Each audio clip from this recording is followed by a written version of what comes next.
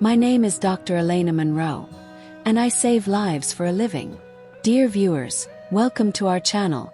Subscribe to receive more stories every day. But there was a time I couldn't even save my own.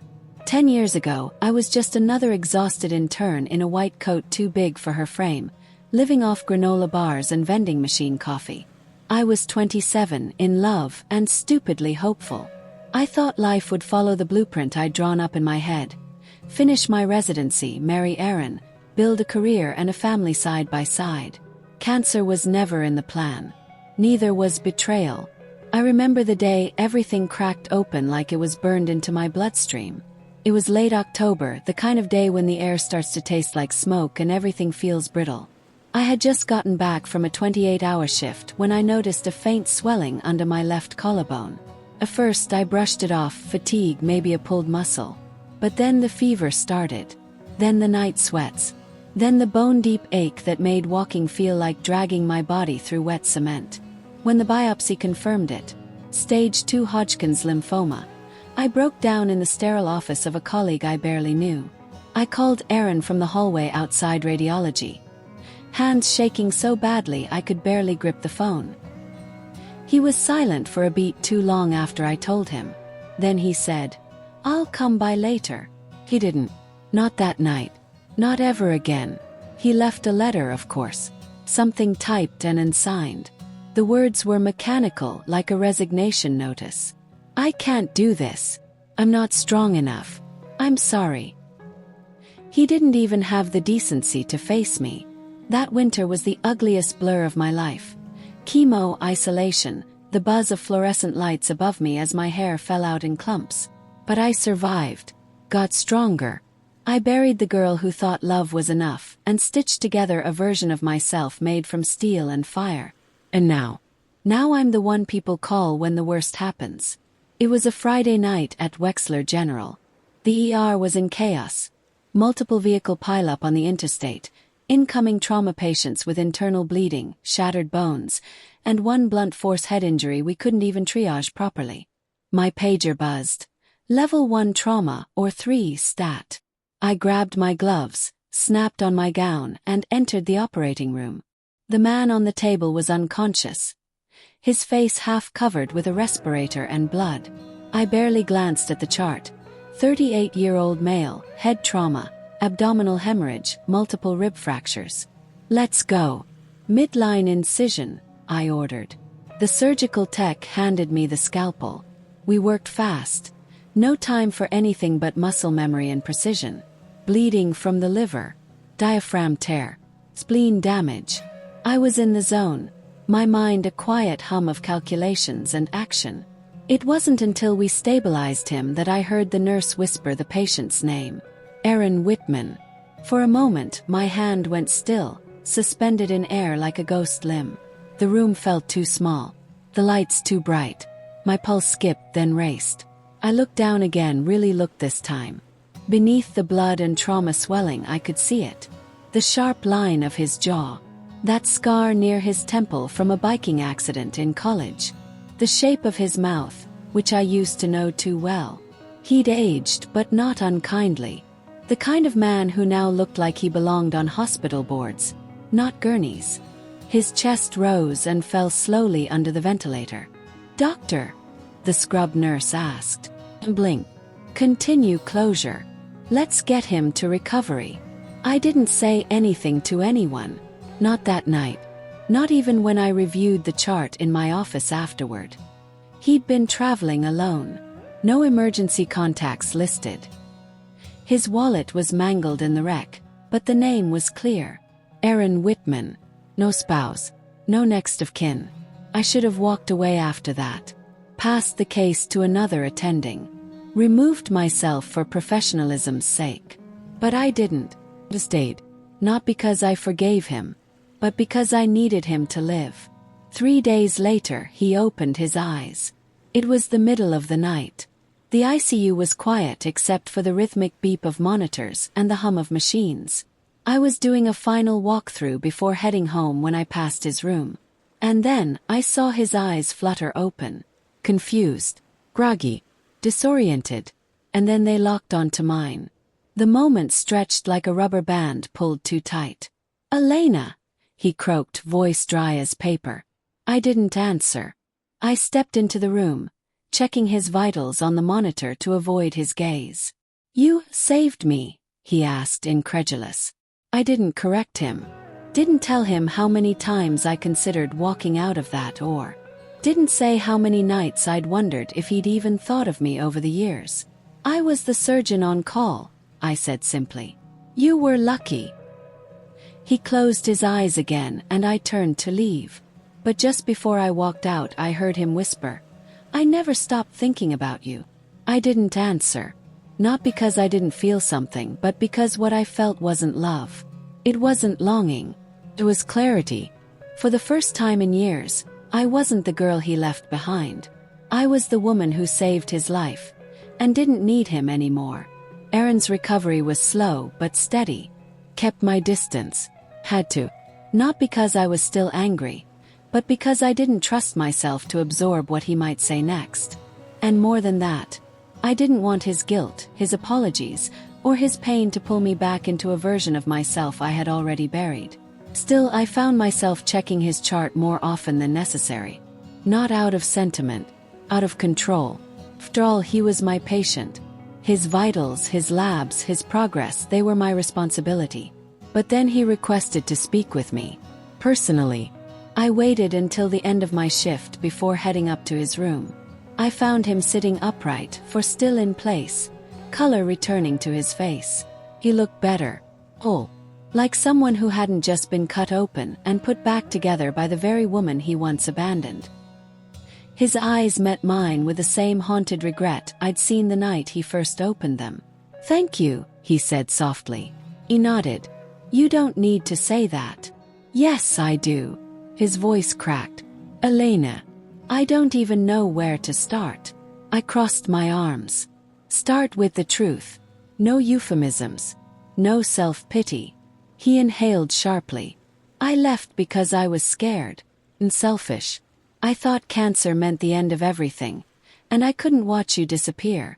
So I ran." He paused. "I regretted it the minute I walked away. But I thought I'd already done the damage. That you were better off without me." Kept my expression still. Controlled. Clinical. He didn't deserve tears. He didn't deserve forgiveness either. But I wasn't there to punish him. I was there to close the wound. For good. "You were wrong," I said. "About everything. I wasn't better off because of your absence. I got better in spite of it. And in spite of you." He winced, and for a brief second, I saw the boyish coward I used to love shrink behind the man trying to make amends. Over the next week, Aaron's condition improved rapidly. The nurses noted his strength returning. He was cooperative, grateful. He even started walking laps around the ward with assistants. But he also began asking questions. Not medical ones, personal ones. "Do you still live in the old place? Did you keep going with oncology? Do you ever think about what we had?" I answered only what I needed to. Short, direct, professional. One afternoon, as I checked his incision site, he said, "You're different." I raised an eyebrow. "Stronger," he added. "Sharper. Colder, maybe. But still the same Elena." Somewhere in there. That made me look up. "No," I said quietly. "Not the same at all. The Elena you knew died in that hospital bed. You helped bury her." A few days later, I was called to a staff meeting. Our chief of surgery was stepping down, and the position was being opened to internal candidates. The idea of applying had been suggested to me before, but I'd always brushed it off. Too political, too visible, too heavy. But now, something in me flickered awake. I submitted my application the same night. On Friday, I came back to the ICU late after a meeting, and found Aaron sitting by the window, staring out at the city skyline. He looked older than I remembered, wiser maybe, but also worn. "You still like watching the city at night?" "Yes." He smiled. "I used to imagine you in one of those buildings, saving someone's life, moving on." "I did move on," I said plainly. "I know," he said. "It shows." He hesitated. Do you ever think there's a version of us that could have worked? I walked to the foot of his bed and met his gaze. There might have been. But you killed it. You made a choice. I know I don't deserve anything, he said. But is there someone else? I took a deep breath. Yes. He froze. I'm engaged, I continued. His name is Dr. Julian Brooks. We met during a conference in Vancouver. He's a trauma surgeon too. Aaron didn't speak. His throat bobbed as he swallowed. I'm happy, Aaron, I said gently but firmly. Truly. He nodded slowly. I'm glad you found someone better. I raised an eyebrow. He didn't have to be better. He just had to stay. Aaron chuckled faintly, pain flickering through the curve of his mouth. I deserve that. You do. Silence settled between us like a thick, undeniable truth. I stepped toward the door. Get some rest. You've still got rounds of physio ahead. Elena, he called as I turned the handle. Thank you again for everything. This time I paused. Then I said, I didn't do it for you. I did it for me. The next morning, Aaron was transferred to the step-down unit. He was recovering fast, now walking unassisted, eating solid food, and scheduled for discharge in 2 days. He'd be fine. He'd live. And I had saved him. 2 nights later, Julian flew in from Seattle for the weekend. We had dinner at my place. Quiet, warm, real. We sat on the couch after, my head on his shoulder, his fingers tracing lazy circles on my back. You've been quiet, he said. Just reflecting. On Aaron. He nodded. No need to lie. I saw him, I admitted. I operated on him. He doesn't know everything, but he knows about us. Julian's hand didn't flinch. Do I need to worry? I looked at him. This man who had held my hand through every follow-up scan, who had read my published studies, who had memorized my coffee order down to the ice cube count. No, I said. You never did. Aaron was discharged 2 days later. He left quietly. No dramatic gestures. No final pleas. Just a handwritten note, left at the nurse's station, addressed to me. Lena, I know I don't deserve forgiveness, but thank you for showing me what real strength looks like. I was weak when you needed me most. You saved my life anyway. I'll carry that for the rest of mine. Sorry. I folded it once without reading it again, and placed it in the shred bin. Because closure isn't something people give you. Something you take. 2 months passed. I was back in my rhythm. Rounds, surgeries, lectures, mentoring residents. Julian had officially moved in, and my apartment no longer echoed at night. There were 2 toothbrushes in the bathroom, 2 mugs always drying on the rack. And then the day came. The board named me chief of surgery. There was a ceremony. Small, mostly administrative staff and the department heads, with Julian standing in the back like he always did, quietly proud out of the spotlight. Someone handed me a microphone. The lights were too bright, and I felt sweat on my palms. I hated public speaking. But when I looked out into the crowd, I didn't see judgment or condescension. I saw trust, so I spoke. I was 27 when I first walked through these hospital doors. I began, and I thought being a doctor was about proving myself. Showing everyone I was tough enough, smart enough, fast enough. A ripple of laughter. I was wrong. The hardest part of medicine isn't about proving anything. It's about showing up. When it's ugly. When it's uncertain. When it hurts. Especially then. I paused, eyes drifting toward the back, where Julian gave me a subtle nod. Someone once left me when I needed them the most. I was sick, scared, and they decided I wasn't worth the fight. That moment broke me. But not forever. Because every day since then I've fought to become someone who doesn't run. And today, I get to stand here not just as a surgeon, but as someone who came back stronger. When the applause came, it felt real. Later that night, Julian and I walked home under a soft drizzle. He held my hand without saying anything. No grand declarations. No pressure. Just presence. I didn't know you were going to say that, he finally said. I didn't either, I admitted. It just came out. He smiled. You know, you never told me the full story. About him. About what it did to you. I squeezed his hand. That's because it doesn't matter anymore.